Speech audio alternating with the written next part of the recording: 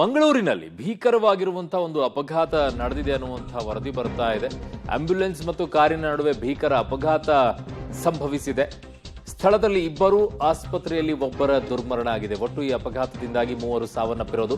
ಕಾಸರಗೋಡು ಹೆದ್ದಾರಿಯ ಮಂಜೇಶ್ವರದಲ್ಲಿ ಈ ದುರ್ಘಟನೆ ನಡೆದಿರೋದು. ಕಾರಿನಲ್ಲಿದ್ದ ಗುರುವಾಯೂರು ನಿವಾಸಿಗಳು ಬಲಿಯಾಗಿರೋದು. ಶ್ರೀನಾಥ್, ಶರತ್ ಮೆನನ್ ಸೇರಿ 3 ಒಟ್ಟು ಸಾವನ್ನಪ್ಪಿದ್ದಾರೆ ಅನ್ನುವಂಥ ವರದಿ ಬರ್ತಾ ಇದೆ. ಆಂಬ್ಯುಲೆನ್ಸ್ ನಲ್ಲಿದ್ದಂಥ ರೋಗಿಗೂ ಕೂಡ ಗಾಯ ಆಗಿದೆ. ಅವರ ಆಸ್ಪತ್ರೆಗೆ ಚಿಕಿತ್ಸೆಗೆ ಅಂತ ಬರ್ತಾ ಇದ್ರು, ಬಟ್ ಅದರ ಮಧ್ಯದಲ್ಲೇ ಈ ಅನಾಹುತ ಆಗಿದೆ.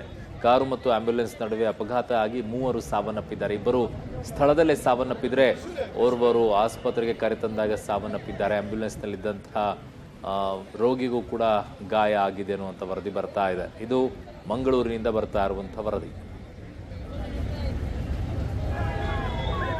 एक्सीडेंट भाई मंजेश्वर